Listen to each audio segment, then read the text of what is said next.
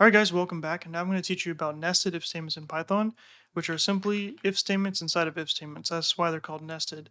So last time we learned about if statements for the very first time. I don't know about you guys, but it's a really exciting topic because we're now able to control the flow of our programs, which is very exciting. But if we can put if statements inside of if statements, we can make our programs even more complex because with a single if statement, you can make your program go down a certain route. But if you have an if statement inside of another if statement, this means that it can go down one route potentially, and then based on that route, choose to go down another route. So it just increases the complexity and capability of your programs a lot. So I'm going to quickly in this episode show you some examples of how we can use if statements in a nested way so that we can learn about nested if statements, but also just get some more practice overall with if statements, okay? So let's just start off with a basic example. Let's just say is night is equal to true, and then we'll say motion detected is equal to false. Let's just pretend that this is a program that runs inside of some sort of like light that you have on the side of your house or something like that, right? So we want to make it so that if it's nighttime and there's motion detected, we turn the light on. If both of those conditions are not met, then we obviously don't do anything. So now there's different ways you can do that logic, but let me show you one way using nested if statements. So we're going to do if is night, and then if it's nighttime, we then want to check to see if the motion is detected or not. So we could say if motion detected, and we just do that. So now we have an if statement inside of another if statement. And you can have whatever you want, you can have as many as you want, as long as it's properly indented. The indentation, remember, tells Python that this code here is inside of this if statements block, okay? So this only runs if this is true, all right? So if motion is detected, we'll simply print a message and say turn light on.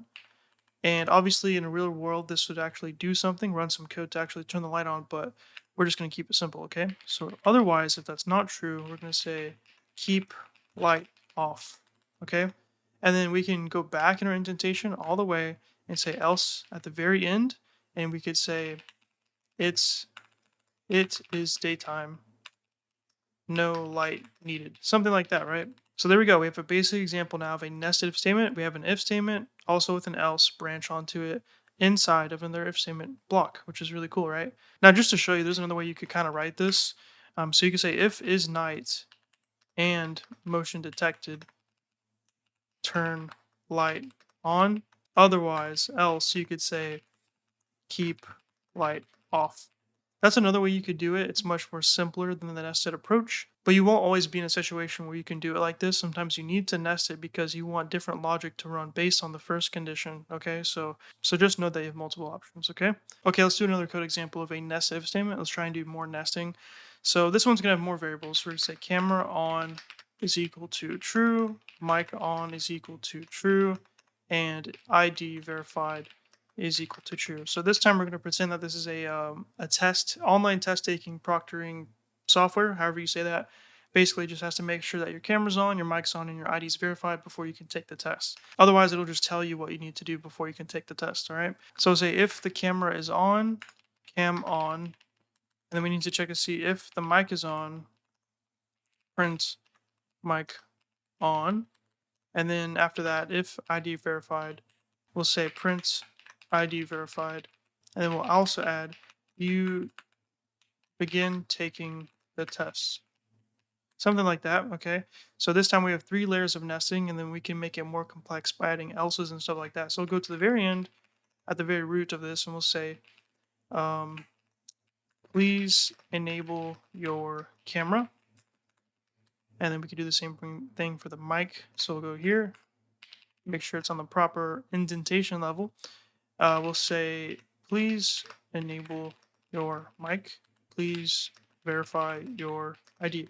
Now, again, this is a very simple example just to illustrate how nesting works within Python. Realistically, you're not always going to write your programs like this. It's not always ideal to have so much nesting, but it's important that you just know it's possible and how it works, okay? So all of these are true currently, so it'll go here, that's true, here, that's true, here, that's true, and just print this out. If one of these was false, for example, so mic on is false, we could say it'll go here, and then here, this is going to be false, so it goes here and prints out, please enable your mic, okay? So pretty simple overall. Hopefully this makes sense. And that's all I'm going to show you. I know this is a short episode, but I just wanted to, again, show you some examples of how you can work with if statements on a more complex level using nesting. So thanks for watching, everybody. I'll see you guys next time where we learn something new and exciting, and peace.